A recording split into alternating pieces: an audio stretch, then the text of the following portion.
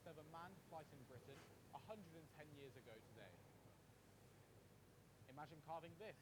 Local residents set the record for the UK's largest pumpkin. And a legendary news anchor pays the University of Winchester a visit. I think this newsroom and the studio and the radio is just brilliant. Well, today marks the date of the first flight that happened on British soil. Matilda Appleyard reports.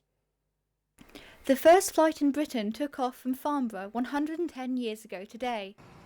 The American-born Samuel Cody carried out the initial flight in his homemade aircraft. 16th of October 1908, Cody took the aeroplane up the road, started the engine and set off on his what he thought was epic flight. Although Cody only flew for about 1,500 feet before crash landing, his success marked Farnborough as the birthplace of British aviation. There's been an interesting development in the diversity of Winchester students. Our community reporter Joseph Lyons has more. 2009. Well, there has been a 6% drop in white freshers at universities across the country since 2015. From 2007 to 2017, there has also been a decline in white students here at the University of Winchester. In the same time period, black, Asian and minority ethnic students here at the University of Winchester has seen a 5% rise. All universities across the country have to have a program that helps people from different backgrounds into higher education. Widening participation, or as it's more often now known as widening access and participation, is about increasing the number of young people and mature students from underrepresented backgrounds into and through higher education. It also makes a big difference to the university community, so that it's not all one type of university student. There's lots of different types of university students to learn off of each other. And it really brings a bit of diversity to the university community. I can see how certain certain people of colour can say that they don't feel like they're going to get the grades, and they feel like they're not going to be accepted in that sense if they go in. But I think there's also people who are they want to attain the goals that they have set for themselves because they want what's best for them in life, in a sense. And I think university can help with that. Joseph Lyons, Winchester News Online. The University of Winchester is raising awareness with Go Green Week.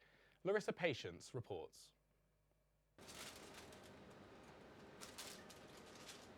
We actually weigh our waste every single day now and see how much we're actually putting away and wasting, so we can control it and we can keep an eye on it and make sure that we're not wasting any more than we need to.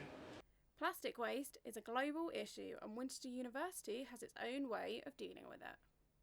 Go Green Week is 7 days of action-packed fun and activities around sustainability. So we've got conservation work day on Saturday.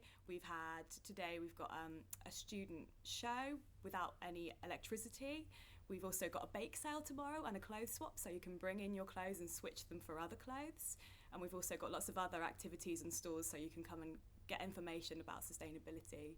Students are getting involved in their own ways. To do this play with no electrical lighting, just because a lot of traditional theatre uses a lot of electricity. When I say a lot, I mean a lot. It's usually about 4 times the usual house. We're going to work out how much electricity we use tonight.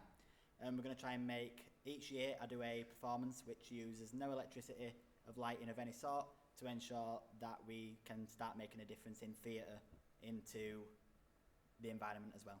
Go Green Week continues until the 20th of October. Larissa Patience, Winchester News Online.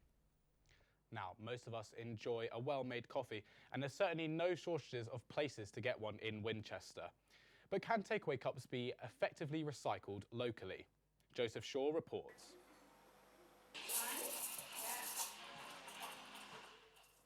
The coffee scene in Winchester is growing, with new cafes popping up all over town.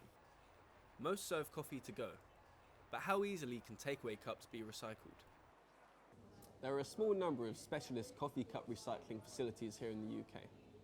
Coffee cups are generally made with paper on the outside and a plastic lining inside to hold your hot drink, but that lining also makes them hard to recycle. Or you can get a compostable coffee cup, made completely from plant-based materials. At the debut Winchester Coffee Festival, a local councillor was there to share his thoughts on the issue. The university has these amazing reusable coffee cups made out of chewing gum, or reused chewing gum. There's a fantastic one just down here with a great picture of Winchester on. It's more important, I think, that we all have reusable coffee cups rather than having cups that can be recycled. Councillor Jan Warwick handles local environmental issues. I asked her if the council could introduce bins on the high street specifically for recycling coffee cups. If you were here for the Hat Fair, they had kind of quadruple bins everywhere, and they were see-through, so you could see what was in them, but I still saw banana skins in with the aluminium cans. So even when you've got pictures and it couldn't be more obvious, I don't know what it is. I think people are getting better, but it's not in their DNA. I can't get my own husband to recycle, so if I can't do that, it's hard. So I think we just got to keep at it. With an estimated 99.75% of takeaway cups not being recycled, the onus is on the coffee drinking public to ensure that they carry a reusable cup or that their takeaway cup is properly disposed of. Joseph Shaw, Winchester News Online. Have you ever seen a pumpkin that needs to be lifted by a crane? We joined Cristiano Magelio at the Southampton Autumn Pumpkin Festival. That is one giant pumpkin here at the Southampton Autumn Pumpkin Festival. Of course, this giant pumpkin isn't the only pumpkin there, or even the only giant produce. The festival enjoyed its 20th anniversary and was fun for all the family, with stalls for food, music, and even a Scarecrow Avenue. The real show stealer, though, was the Payton Brothers' new UK record breaker. 2433.9!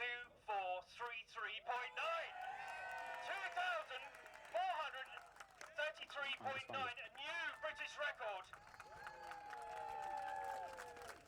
The Payton Brothers certainly have given us pumpkin to talk about.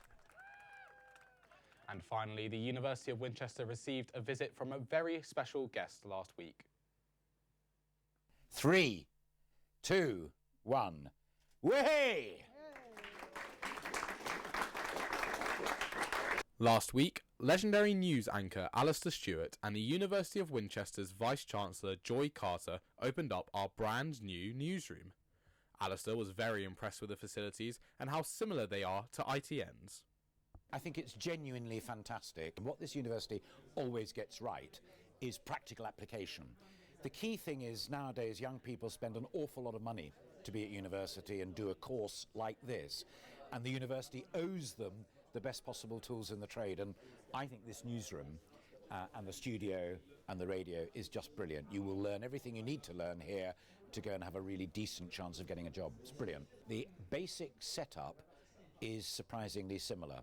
One of the other things that Alec and the rest of the team here have captured is the collegiate nature of what we do. I have enjoyed working with the students and graduates here. The technical side is certainly incredibly impressive. That's all for now. Thank you very much for watching. I'm Jonathan Leck and we'll see you next week.